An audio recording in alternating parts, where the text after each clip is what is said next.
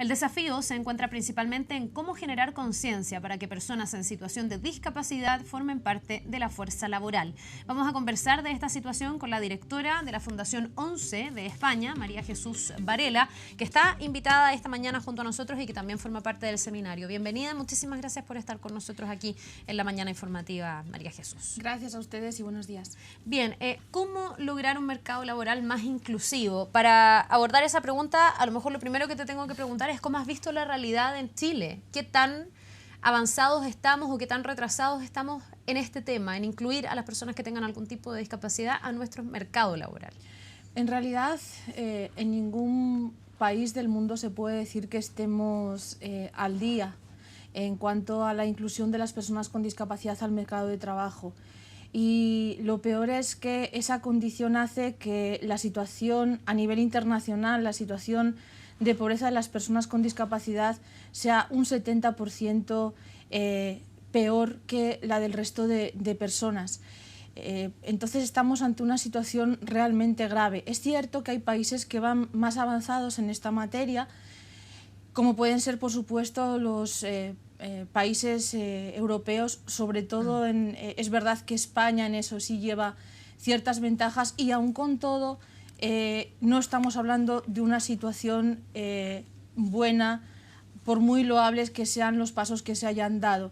En cuanto a América Latina en general y a Chile en particular, queda mucho por hacer. De hecho, una base muy importante es que haya una legislación que apoye esa labor de inclusión laboral de personas con discapacidad. Que es algo en lo que se está trabajando en nuestro país. Efectivamente, en otros países existe, no se están cumpliendo las leyes y creo que es un momento fantástico para que en Chile se piense, se plantee seriamente cómo establecer esa ley para no caer en los mismos errores de conseguir una ley coercitiva, de que trate de buscar la inclusión laboral de las personas con discapacidad a través de unas cuotas que si no se cumplen hay unas multas. Creo que deberíamos darle un enfoque positivo de apoyar al empresariado también para que piensen las personas con discapacidad en cualquier momento en que tenga que cubrir una vacante. Es interesante lo que dice, porque además tiene que ver con un cambio de mirada, con finalmente cómo uno mira a las personas que pueden tener una discapacidad o ser una persona con capacidades distintas a las comunes y corrientes. Una forma es decir, bueno, hay que ser paternalista, hay que ayudar a esta persona que tiene una discapacidad porque merece la misma dignidad, porque merece tener un salario, porque tiene que salir adelante. Y otra distinta y mucho más profunda es decir, es porque esta persona también me puede aportar a mí cosas que pueden ser sumamente importantes e impactantes dentro de una organización. Es interesante esa mirada, porque esto no debería ser simplemente asistencial o paternalista, debería ser súper recíproco y debería ser lo mismo que uno busca de cualquier trabajador a la larga. Sí. El empresario debe pensar siempre que una persona con discapacidad es productiva. Partiendo de ahí, que es tan productiva como cualquier otra persona, evidentemente hay que buscar el puesto y la persona adecuada.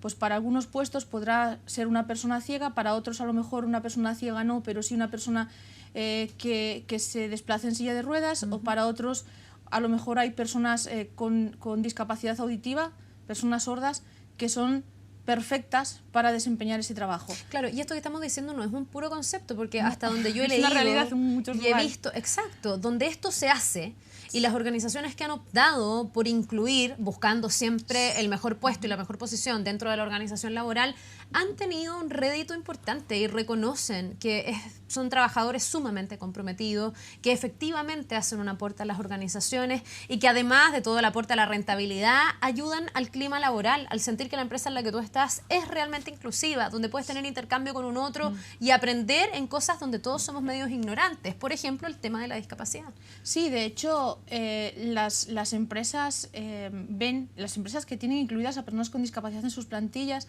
ven eso como una ventaja claramente, tanto ante sus trabajadores, por esa idea de proximidad que dan, porque además siempre se hacen dentro de la empresa políticas de inclusión, políticas de difusión y de apoyo a las personas con discapacidad que están en la plantilla. el resto de los trabajadores empiezan a ver la discapacidad con una normalidad que antes no la veían, y eso se suele extender también en su comportamiento a la gente que luego ven por la calle, ¿no? Cuando van a cualquier parte, ya el trato hacia una persona con discapacidad cambia completamente. Y luego además las empresas también eso lo utilizan de cara a dar una imagen social mucho más positiva, mucho más cercana a todas las personas.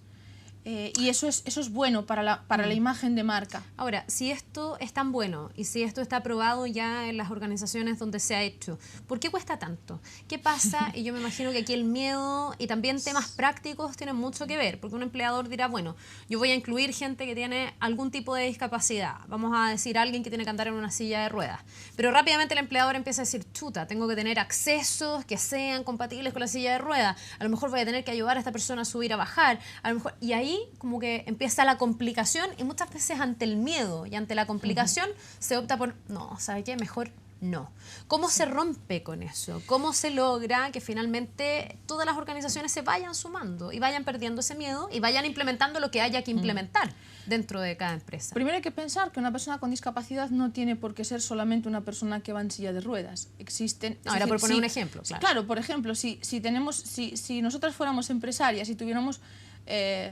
unas oficinas o una nave industrial, pues podríamos pensar, bueno, aquí tenemos escaleras en la entrada, podemos modificar eso, nos interesa modificar eso para que pueda entrar cualquier persona. Si entra una persona en silla de ruedas, entra cualquier cliente. Por ejemplo, si es una tienda, lo que tenemos, y tenemos escaleras en la entrada y no podemos tener un trabajador en silla de ruedas por eso, no tenemos que pensar solamente en que el trabajador en silla de ruedas no puede entrar. Es que no puede entrar ningún cliente que lleve una sillita de un niño.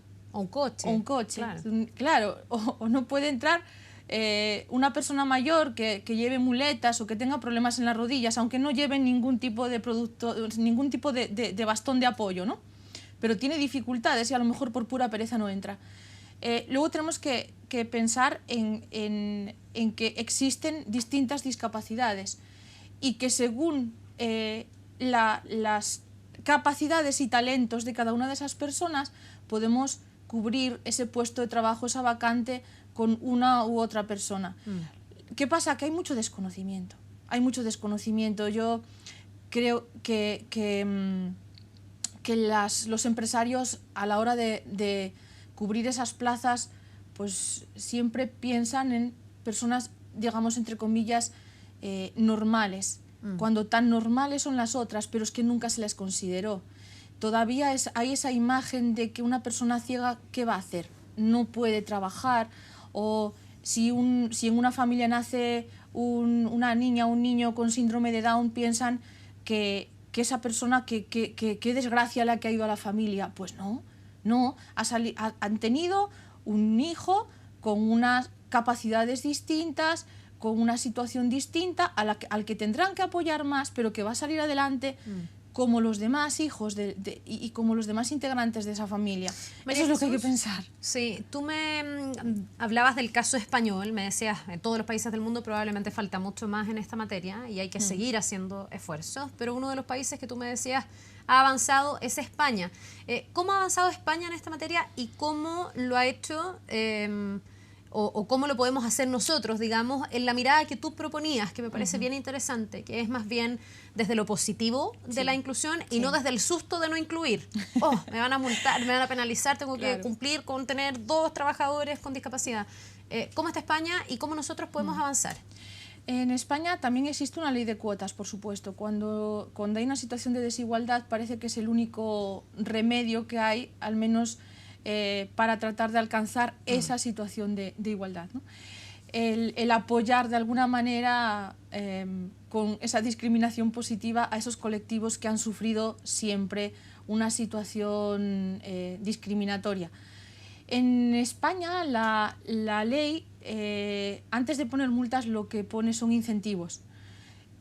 Los empresarios tienen que cumplir unas cuotas, pero a cambio de ese cumplimiento, a cambio de esa contratación, reciben distintos tipos de beneficios. Por un lado, bonificaciones en sus impuestos, en los impuestos que pagan las sociedades. Subvenciones a la hora de hacer una contratación de una persona con discapacidad a tiempo indefinido. Tiene cuotas de la seguridad social, son reducidas o nulas en el caso de la seguridad social que paga la empresa, si tienen personas con discapacidad. Por supuesto, en proporción al grado de discapacidad que tienen esas personas, porque evidentemente no es lo mismo que una persona tenga implantado, le hayan hecho un trasplante de riñón y que tiene condición de persona con discapacidad en España, pero que no le dificulta luego para llevar a cabo, para desarrollar una tarea en un puesto de trabajo, a una persona que tiene una parálisis cerebral, por ejemplo, ¿no? Entonces, esto también va en proporción. También se apoya adicionalmente a que esas personas con discapacidad sean mujeres o tengan más de 45 años. Ahí también hay unos apoyos adicionales. Por supuesto, luego existe otra ventaja muy importante más, que es que esas empresas, a la hora de presentar su candidatura a una subvención del Estado o a una licitación de un servicio para un servicio público, tienen más puntuación y por tanto más posibilidades de que ese contrato sea para esa empresa. Ya, entonces, se han puesto los incentivos económicos donde hay que ponerlos para que las empresas también se sientan invitadas a incluir. Incluso si aún con todo esto no se cumplen esas cuotas, existe una serie de medidas alternativas como bien la donación por parte de la empresa de una cantidad económica determinada a fines sociales o bien la subcontratación de centros especiales de empleo. Los centros especiales de empleo en la legislación española son aquellas empresas que tienen más de un 70% de personas con discapacidad en sus plantillas y que por tanto tienen una protección especial también. Ahora, todo esto que existe y todos estos incentivos, ¿qué impacto han tenido? Hoy día, si uno pudiera decir cuánto ha ido aumentando la integración, ¿ha sido realmente impactante? ¿Se ha logrado realmente incluir a más gente con discapacidad? Por más que siempre falte, que insisto... Siempre falta. Siempre va a faltar. Siempre falta y la ley no se cumple como se tenía que cumplir, pero es cierto, yo puedo comentar, es verdad que en España hay una situación también peculiar, determinada, que es la existencia de una organización que es la ONCE, muy grande, muy potente y muy unida, que lucha por los intereses de las personas con discapacidad. En principio por la de las personas ciegas, pero también a través de su fundación por personas con otras discapacidades. Concretamente se trabaja mucho el área de la eliminación de barreras arquitectónicas y de barreras también al uso de las tecnologías y el fomento del empleo y la capacitación para el empleo, por supuesto. Ya, y esa fuerza colectiva ha sido importante, me imagino yo. Sí, esa fuerza colectiva es fundamental, porque por un lado puedes gestionar acciones determinadas para que las personas con discapacidad se capaciten, se formen, estén preparadas para salir a buscar un empleo, pero luego tienes que tener la legislación detrás. Y esa legislación, quien la está luchando con el Estado constantemente, es la ONCE y su fundación.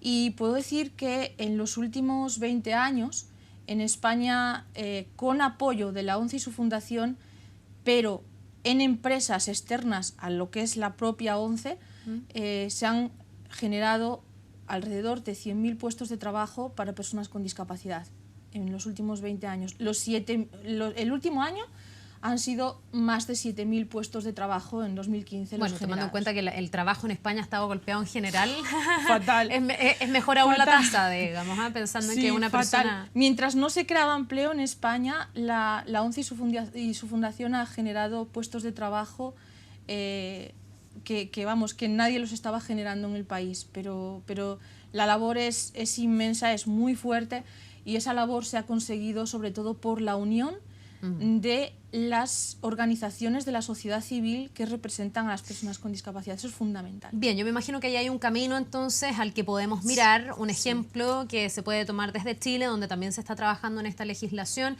El seminario, me decías tú, es pasado mañana, y ahí se van a estar abordando estos temas y se va a poder profundizar. Sí, se va a llamar el seminario, me encanta el nombre con el que se ha denominado al seminario, que va a ser a partir de las 8:30 de la mañana en la sede de la SOFOFA. se llama Inclusión Laboral para Personas con Discapacidad, una mirada con otros ojos. Una mirada con otros ojos, ojos que son muchas veces muy profundos y por suerte estamos visibilizando de alguna manera estos temas. Hablábamos recién con Benito de la pobreza y lo importante que es visibilizarla también en el tema de la discapacidad. Hablar de estos temas ya es un aporte para ojalá llegar a